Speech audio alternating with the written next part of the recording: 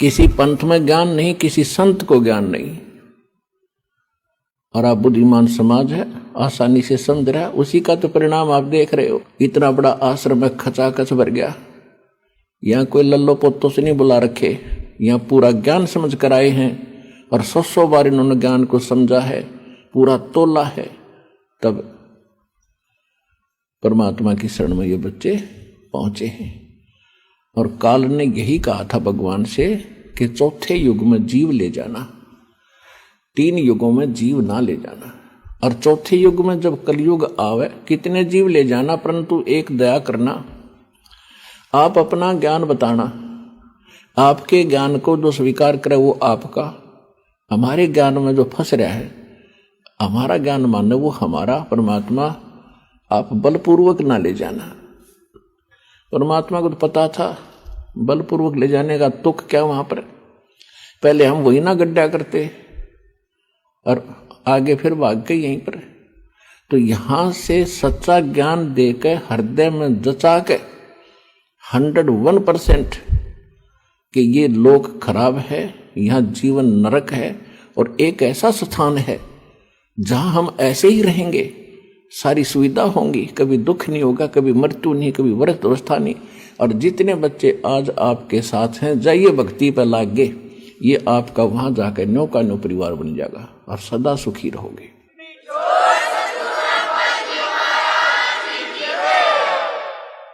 अब आज कोई हमें कोई गांव में रह रहा हो, एक कच्चे से ढूंढ में मकान में, और उसको कोई कह दे चल तुझे चंडीगढ़ में 1000 गज का प्लाट और 500 एकड़ जमीन तेरे नाम कराता हूं, जय उसका या सच्ची जचगी कि आदमी सच्चा है और इसके पास बहुत बड़ी प्रॉपर्टी है, ये दे सकता है, तो उस मकान में कोई ना चाटे, पड़ा रहेगा गांव का हो, चाहे 100 गज का, 1000 गज का हो, उसने छोड़ के वहां पहुंच जाएगा।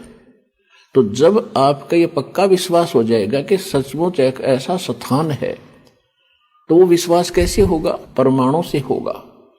प्रमाण कैसे होंगे? भगवान बतावे। फिर जिन संतों को हम सच्चा माने, जिनके आज गुणगान करते हैं, को महापुरुष थे, उन्होंने भगवान पाया, उन्होंने जाकर देखा और फिर आके बताया। फिर कसर कौन सी रहेगी? हमारी बुद्धि की कसर रहेगी, जो हम फिर भी नहीं समझ पाएंगे। तो जो प्रसंग चल रहा है, परमात्मा को परमात्मा सिद्ध करने के लिए परमेश्वर ने स्वयं ज्ञान दिया था कि मैं परमात्मा हूं, सारी सृष्टि का रचनहार हूं। लेकिन वो बात हमारे गले उतरी नहीं, क्योंकि हमने राम और श्री कृष्ण को तो भगवान मान रखा था, क्योंकि उन्होंने एक ने रावण को मार दिया था, एक ने कंस को, केसी को, चाणूर को, जरासंध को, इनको मार डाला था। इस कारण से वो हमारे हृदय में पक्के भगवान स्वीकार्य हो गए थे। और हम कबीर साहब को एक झोपड़ी में रहने वाले सिंपल मैन की तरह, हैंड टू माउथ, कति निर्धन व्यक्ति की तरह गुजर कर रहे थे और गरीबों में रह रहे थे। तो उसको भगवान आज से 700-500 वर्ष पहले, आज से 40 वर्ष पहले भी कोई नहीं मान सके था, और 30 वर्ष पहले भी नहीं मान सके था। क्योंकि जब तक हमारे पास ये प्रोजेक्टर और टीवी और सीडी डीवीडी नहीं बनी थी, तो हम कति असहाय थे, हम भगवान को आपके रूबरू नहीं कर सकते थे। तो परमात्मा ने पहले आपको शिक्षित किया, उसके बाद ये उपकरण दाता ने बनवाए हैं, ये कंप्यूटर, इंटरनेट सिस्टम, प्रोजेक्टर, ये जीव नहीं बना सकता, या भूल ना करना। पिछला इतिहास देख लो, सतयुग से लेकर आज तक लगभग 40 लाख वर्ष बीत गए। तो आज तक आप पिछला देखो, इस इतिहास 3 युगों में 3 युगों में आप हिसाब लाकर देखो तो कितने क्या सिस्टम था पहले, क्या बना रखा था हमने देखा। पशुओं का चारा काटने की मशीन नहीं बना पाए थे, हम हाथों से काटा करते न, उधर गंडासे था, फर्श से था। तो कहने का भाव ये है, दास जो कहना चाहता है कि सारा कुछ परमात्मा ने बुद्धि दी जीव को, और फिर ये आज हमारे काम आएंगे। अब जो प्रसंग चल रहा है हम उसी पर आते हैं। आपको सृष्टि रचना सुनाई थी और उस सृष्टि रचना में आपको प्रमाण भी दिखाए थे। तो परमात्मा धर्मदास जी को मिले थे मथुरा के अंदर और वहां परमात्मा ने उनको सारा ज्ञान समझाया था। अब इस सारी सृष्टि रचना को सुनकर धर्मदास जी हक्का बक्का रह गया और फिर क्या कहा कि भगवान आपने जो कथा सुनाई है, क्योंकि परमात्मा ने उनको केवल मौखिक कथा सुनाई थी सृष्टि रचना की और दास ने आपको साथ साथ आज प्रमाण दिखाए हैं, लेकिन उस समय परमात्मा ने केवल एक कथा सुनाई थी। तो धर्मदास जी की यह बात गले ना उतरी कि परमात्मा आप जो ज्ञान बता रहे हो आपके अतिरिक्त ये कथा आज तक किसी ने नहीं सुनाई। मैं भी 66-65 वर्ष का हो गया, बचपन से आस्था भगवान में है दाता।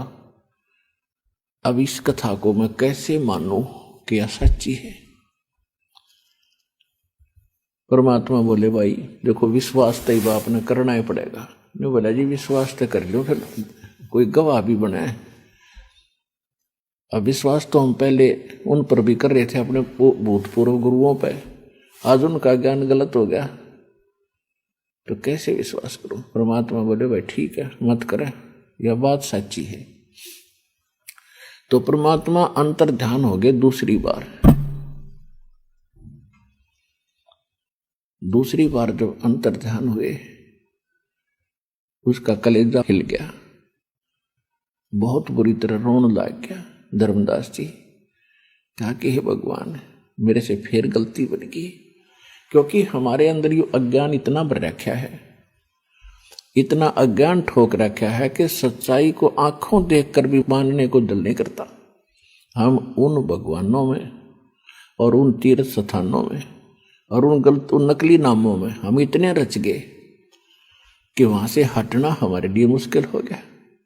और वहां से हटे बिना अब टूटी नौका से निकलकर और सही नौका में नहीं बैठोगे तो जान कैसे बचेगी। पहले वाली हमारी नौका डुबोने वाली थी, परमात्मा ने जो साथ में बढ़िया नौका खड़ी कर दी, तो अब इसमें विलंब जो करेगा या तो वो नसेम होगा या महामूर्ख होगा। जब साथ में ओके नौका खड़ी है और वो दिखा दिया दे पानी भर रहा है इसमें, ये डूबोगे तो, और फिर भी कोई नहीं मानता है तो नशे में है या अज्ञानी है या अहंकारी प्राणी है। अहंकारी लोग भी जानबूझ के डूबया करें। तो धर्मदास वहां से चिंतित हो गया कि भगवान अब क्या बनेगी। अब तो मैंने दूसरी बार इनके साथ चीटिंग कर दी, दूसरी बार परमात्मा के साथ मैंने अभद्र व्यवहार कर दिया और अब तो ये कतई नहीं मिलने मेरे को। नरमात्मा का जो प्राणी होता है वही भगवान की तरफ अग्रसर होता है। घनी नरमात्मा के थे धर्मदास जी। अब उसने दूर तक हिसाब ला लिया कि मैंने तो नाश कर दिया, अब ये मिले नहीं। और सारी चलो सृष्टि रचना मेरे ना समझ में आई, वह मेरी त्रुटि थी, लेकिन बाकी ज्ञान तो सारा सच्चा बताया था जो पहले दिन डिस्कस हुई थी। अब यहाँ थोड़ी सी अमृत वाणी सूक्ष्म वेद से सुनाते हैं आपको, क्योंकि परमात्मा की वाणी के अंदर एक विशेष आकर्षण होता है। और ये वाणी जो है ये वो वाणी है जो परमात्मा ने कबीर सागर में लिखी है, दास ने आपको सुनाई है। अब इसको नए सिरे से सुनाएंगे आपको, क्योंकि भक्त नए भी आते हैं। ये तो एक सामूहिक सत्संग स्थल है, ये समझ लो कि इसमें पहली कक्षा के बच्चों को भी पढ़ाया जाता है, द्वितीय 5वीं 8वीं 10वीं BA MA PhD तक के बच्चों को सामूहिक ही लेक्चर दिए जाते हैं। ये एक सत्संग ऐसा